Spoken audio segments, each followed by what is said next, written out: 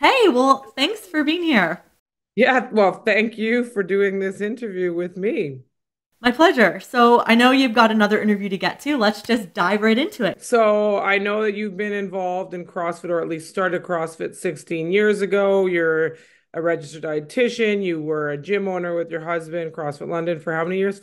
He affiliated in 2006, and Dave did his L1 with Greg Glassman as his instructor. Like, we are OG CrossFit box owners. Cool. And you are a registered dietitian and the owner of Prosper Nutrition, I know, which certifies coaches, right? Yeah, that's right. Cool. So you're familiar with MetFix, or at Yep. least we know so far, Greg Glassman and Emily Kaplan's new project, which, as far as it looks like, it's kind of like what Emily Kaplan said, a level one, but a PhD, so, and with nutrition at sort of its core. So when I spoke with her, one of the big things she said, the big difference makers they're going to bring to the table is education, and she was quite Mm. simply, if people are educated and they know that eating sugar is going to cause all kinds of issues, and nutrition is going to cause all kinds, poor nutrition will basically lead to cancer and diabetes and whatnot.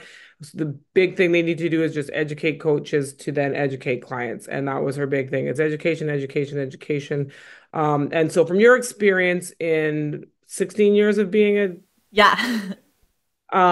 working with thousands of people, I assume at this point, what Yeah. would you say to that? Or would you agree that the missing link is just education? Oh, I know there's such good intent behind what they're putting out there, and I will never ever tear someone down. So I just love that there are more people in the field trying to help. However, my lived experience and my academic experience as a dietitian actually says the opposite. And so I'm gonna, if I can, I'm gonna hold up a little example that I teach every nutrition client, and we call this the iceberg of success.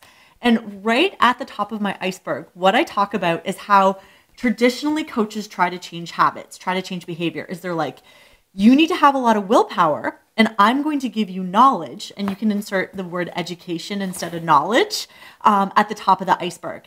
And so they're like, if I just pound your head and I tell you what's right from wrong, right? Have more of these foods and less of these particular foods, then you're just going to go off and do it. Human behavior change doesn't work like that. So when I coach my clients on the iceberg of success, I start with the bottom up. And I said, a lot of the nutrition coaching we're going to work on together is we're going to work on your mindset, your self-talk. We're going to change your identity so you start to identify more as a healthy person who makes healthy choices, even when conditions aren't perfect. That's what healthy people do, right? We are going to build a really supportive food environment where the healthy choice becomes the easier choice to make.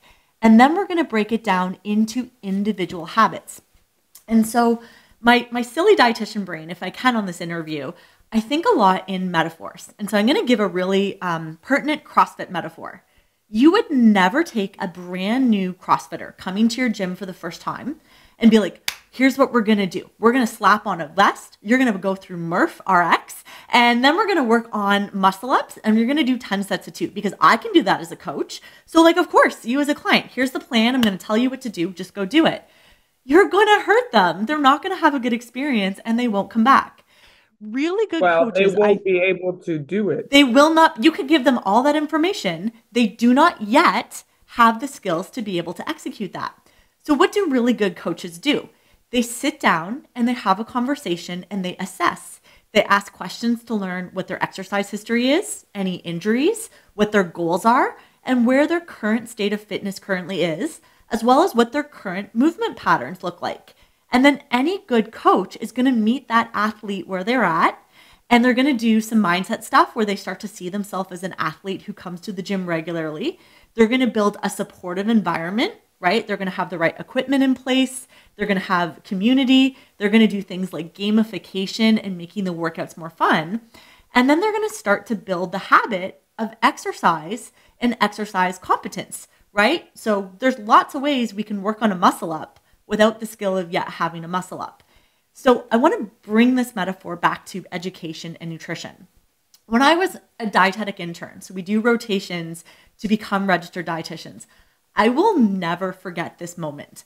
I walked into a room for a patient who was just about to have their leg amputated with uncontrolled diabetes. So we're kind of talking the kind of client, the kind of patient MetFix and Greg Glassman's team is talking about. And my job was to go in there and provide low sugar nutrition coaching to someone about to lose their leg from diabetes. And their sugars were raging high. They had had lifelong diabetes. They'd been in the hospital system.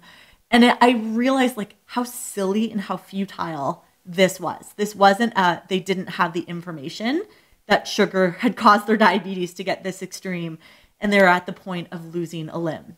In that moment, I realized I didn't want to do sick care.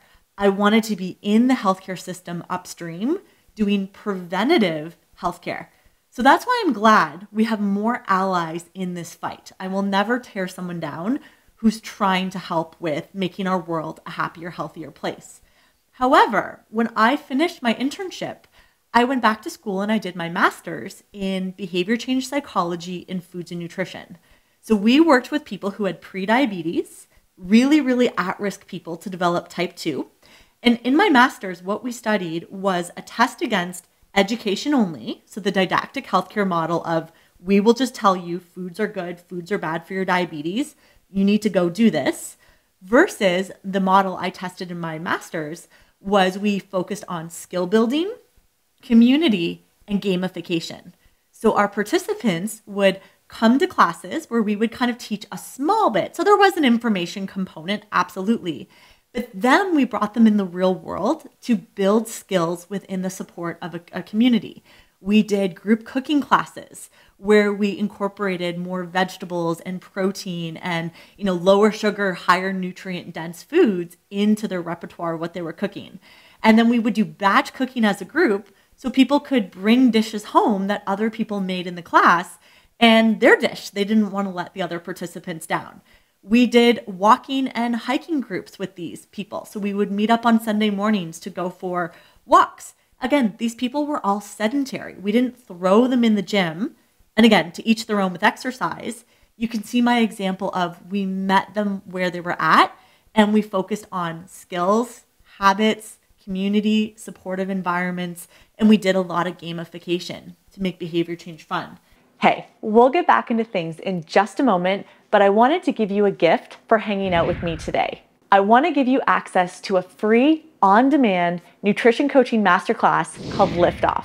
Inside this video training, I'm going to open my vault and share my very best nutrition coaching analogies, games, and also give you 3 completely free swipe files of my most popular client handouts. The feedback so far has been phenomenal, and it's been really exciting to see people get massive results, not only for their nutrition clients, but their bottom line in under 30 days. I want you to benefit from this training too. So go to prospernutritioncoaching.com/liftoff. And now back to where we left off. So going back to that iceberg of success, do I think information matters? Yes, it's on the iceberg. It's under there, under knowledge. But just trying to ask people to learn about healthy eating and then have the discipline and willpower to change, that is this outdated model of healthcare delivery, because the information has been out there for a very long time, right? We all kind of know which foods are better for our bodies than not, but why do humans struggle to change behavior? Because they need a helpful coach to break things down and guide them around self-sabotaging thoughts, like patterns like, oh, screw it, I blew it for today. Oh, I'll start on Monday when things settle down. You know what? I'll wait till the holidays are over and company leaves to get back on my diet. So we work with them on changing those mindsets because they're not serving them. And we'll use things like do the best you can, where you are with what you have. What's something small that you can do in this moment?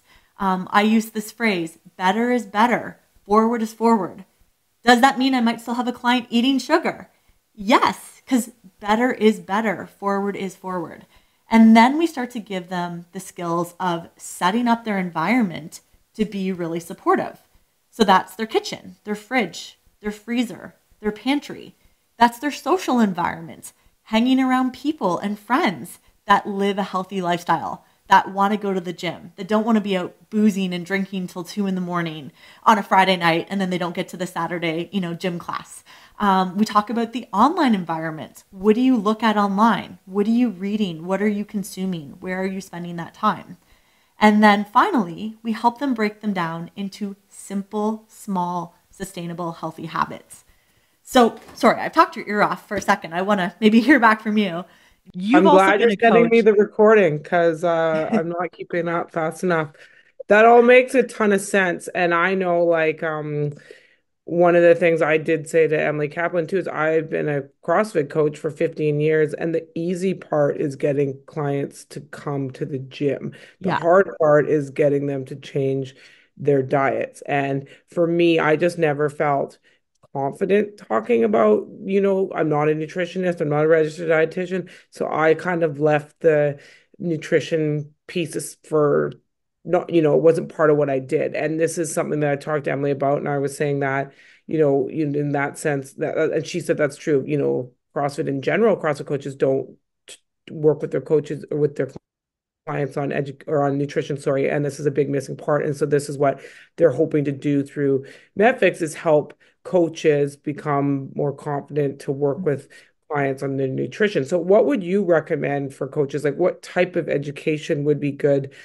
And obviously in the US, I know there's tons of regulations in terms of what you can and can't do, and even a right. little bit in Canada, but like in terms of getting CrossFit coaches to help their clients more with nutrition than they have, what would you recommend the type of education or the type of things coaches can do to get a little bit more involved in helping their clients with their nutrition? Yeah, that's a really great question. And I mean, I've had to look into it extensively as a nutrition coach that provides training and certifications to other coaches. So the key thing is making sure you're staying within what your legal scope of practice is. And there's so much fear mongering. I want to address that. And I'll be the first to admit I came in as a dietitian that was brainwashed to fear monger and be like, no, no, no, you can't touch this. This is only my scope of practice. Holy smokes, have I since changed my perspective. So state to state and even worldwide, you are allowed to share public education around healthy eating when it comes to healthy habits, right? Eating more vegetables, increasing protein, drinking water. What's cool about all of this health sharing is we're not getting into customized like medical meal planning, calorie counting. Some of the states, that's where you get into the red zone, right? Where you're like, you're maybe crossing the boundary. So when I'm helping clients, and I'll show you an example in real life, break down behavior change into simple habits. So this was an example of a CrossFit client I was working with who was coming to the gym. I was coaching her on her nutrition.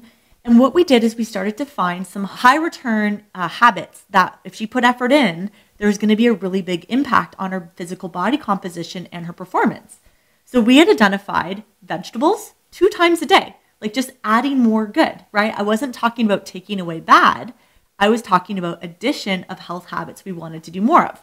So for her, she just had to put 2 check marks on her scoreboard of, like I'm adding good habits in. And then we worked on high protein food examples for breakfast, lunch, and dinner. And I gave her a little recipe book of recipes she could try and things we pulled off the internet. So each meal that she had a higher protein source, she just had to put a dot on the board to be like, yes, I hit my protein with that meal. So notice I'm not doing macros, I'm not doing grams, I'm not making her count anything. Simplicity wins. So one of the coaching phrases I teach my own Prosper students is beginners complicate, experts simplify. And a really good coach is good at simplifying things down to just the next step, right? If you're trying to do a snatch, a complicated Olympic lifting move, a good coach doesn't give you 5 coaching corrections when you go up to the bar. They simplify it down to like 1 coaching cue. And then for her, this particular client, she was a big stress eater at night. So instead of shaming her, so shaming and criticism doesn't really help to change behavior, which can get part of the willpower knowledge loop, right? That gets like misconstrued. I was like, well, what behavior would make you really proud at night if you did that more often than binging on cookies and chips and Netflix? And she's like, I feel guilty. I have this dog. I want to walk more. And I was like, okay, let's remove the guilt. And how about every time you get outside and you go for a walk with your dog, let's get that positive point on the board. And so you can see like a little kid, she wasn't perfect, but she was like, Jen, like, I just had a really great month. Like I'm feeling better. I have more energy. She had lost a little bit of weight. So this is an example for coaches that are nervous based on where they might live and state and federal regulations. You can break down nutrition coaching into simple, habit-based behavior change. Notice how I haven't done meal plans, calorie counting, anything that could be misconstrued as medical nutrition coaching, but I'm just helping that client find positive wins, and I was meeting her at her level. So to me, this is an example of real life nutrition coaching coming to life off the page of I have the same intention as I think what they're doing. It's opposite too of obviously MetFix is all about no sugar, no sugar. Sugar is the devil. Sugar, eating a cookie is going to give you cancer. Right. But you kind of doing the exact opposite. You didn't even talk about sugar there. You talked about like adding more vegetables, adding more water, adding more protein, adding a walk. And rather than, you kind of reverse engineer it. And I mean, Yeah. I guess the idea is when you're eating more good things and you're feeling satiated, you then won't be reaching for the pint of ice cream at night or whatever. So there's actually a scientific term for this, and it's called positive displacement. And research shows, so this is one of the things I studied in my master's, positive displacement. I use the phrase, look where you want to go, right? Where focus goes, energy flows. So if I was driving in my car up here in Canada and I hit black ice and I stare at the telephone pole and I'm like, don't hit the pole, don't hit the pole, don't hit the pole, guess where my car is going to crash into? I'm going to crash into the telephone pole I'm trying not to hit. If I stare at the road and I'm skidding on black ice and I look where I want to go, there's a much better chance my car is going to stay on the road. So in nutrition behavior change, what we pour our energy into makes a big difference on what I call endurance. So if I say no sugar, can you go the rest of the day with no sugar? Probably, if you use your willpower. Could you go 3 days with no sugar? 3 weeks, 3 months, 3 years, 3 decades? That becomes really hard. But if I go, look where I want to go. Today, can I get 2 big servings of vegetables on my plate? Yeah, I can do that today. What about for 3 days? Most of the time, 80%. Can I try to get 2 huge servings of vegetables into my day? Yeah, I can do that. 3 weeks of focusing on veggies? I have endurance to do that. 3 months focusing on eating more veggies? I can do that. 3 years? Yeah, 3 decades. So when you look at adding more positive, the positive displacement, people are way more likely to be consistent when they focus on adding more healthful behaviors in, and they're much less consistent when you focus on removing unhealthy things. Then that's all you're thinking about. If like people who do the, you know, a month without sugar or without booze or Right. whatever, then you find yourself deprived because now you can't have it. You're thinking about it versus Exactly. opposite when you're thinking about the things that you can add to your Right. life. So yeah, a good coach, again, simplifies it and they focus on adding more positives. And so that's what I teach inside my certification and what I do. You know, I've coached well over 10,000 nutrition clients at this point, but we see much higher success rates than that didactic model of like, this is bad, take that away. Because the education's out there and we still have an obesity epidemic. So we just, without judging ourselves as a society, we have to go, well, clearly something hasn't clicked, and maybe beating someone over the head harder with more information isn't necessarily still going to change behavior the way that we want. Well, I think that you've given me tons to work with for this article, and Amazing. be interesting. I'm going to be speaking to a couple other nutrition coaches too, so be curious. I know I've already talked to a couple who have basically had the same philosophy as you, which seems very different than what MetFix is after, but. Yeah, and I mean, I only know so far from like the limited information that's out there, and maybe they have all of these tenets as part of their training as well, and that would be awesome. Like, I think we need more coaches out there helping to make our world healthier and happier. So certainly I would never want to tear down their initiative of what they're doing, but speaking from not only academic training and experience, but just thousands and thousands of reps coaching people, we find this approach works much better for helping our end user get the healthy habits they want in their life. Cool. Awesome. Well, I'll let you get going. I know you're busy with a little one, and thanks for chatting about this today. Thank you very much, Jen. Okay, bye.